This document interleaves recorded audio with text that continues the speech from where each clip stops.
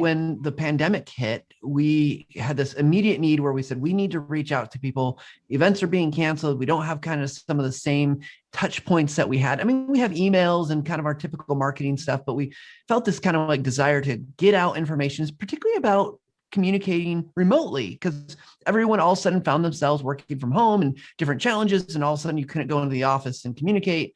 And we said, well, let's start live streaming every week and just start sharing really good best practices just to help people. And as we did that, we said, oh, hey, this is really great content, but we're only ever getting it onto YouTube as a live stream. So what can we do? And we had been kicking around the idea of a podcast for probably a couple of years. I'd kept, every once in a while I'd drop the kind of the hint, like, we should do a podcast. We should do a podcast. And I'd done some podcasts on my own, kind of personal podcast. One about, like, I called it the Backstory Project. It was like this interview, like, how'd you get to where you are today? I started this really crazy one that was called 5 Trainers in a Car, which was literally getting people in a car at a conference and driving around and recording the conversation. And so I had experience with podcasts, but it was just like, we knew we needed to do something. We said, this is a great opportunity. And so out of what we were doing a live stream that didn't have a name, we were just going live, is we said, let's turn this into our first part of our podcast premise, is that we're going to do a couple things. We're going to interview people that are smart, wise experts in the area about, usually we're going to tie it into creating images, creating visuals, because that's what our company tools do. And then we also said, let's provide other kind of informational type topics. Like, we might talk about how to record better audio, or record an audio for first workflow for your videos, because those are things that we don't create tutorials about that process. And we wanted to make sure we're covering those, and we could have some organic conversations. We could take questions, which we really think is kind of a nice piece to go live, is you get audience interaction. And the amount of content that was tied to that top of that pyramid with the visual lounge was incredible. Like, the number of, first of all, you got all your videos. So there's 10 videos over 10 weeks.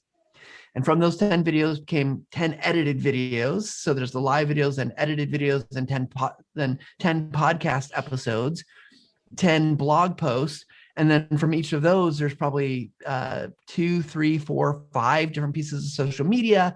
It's like this kind of this exponential waterfall that's just filling the pool. And, I look at what we have a team dedicated to, content, and they're creating, blog posts and social media content, all this other stuff. And they're just like, this is amazing, because it's allowing them to focus on really meaty, challenging, longer kind of content that is also really helpful, because we're able to take one piece of content that's done every week and just pour it out there. So I think you're absolutely right.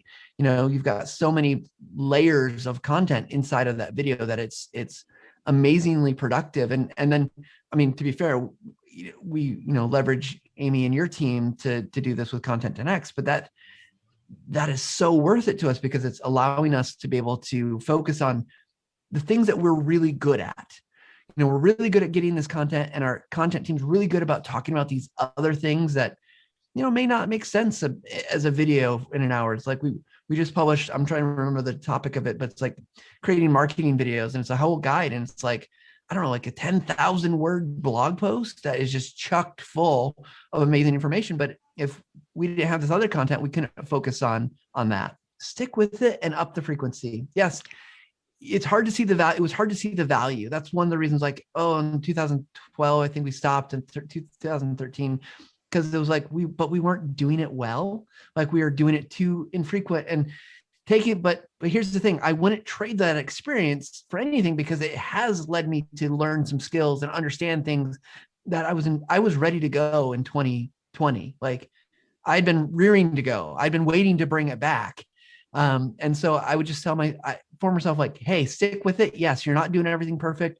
Things don't look the way that you want it. It's, not gaining the traction as fast as you think it should. But if you just stick with it, I think we'd be even in a much better position than we are today. We're in a good position now, but I think the lessons would have been even more compounded. We would have had more opportunities to grow followership.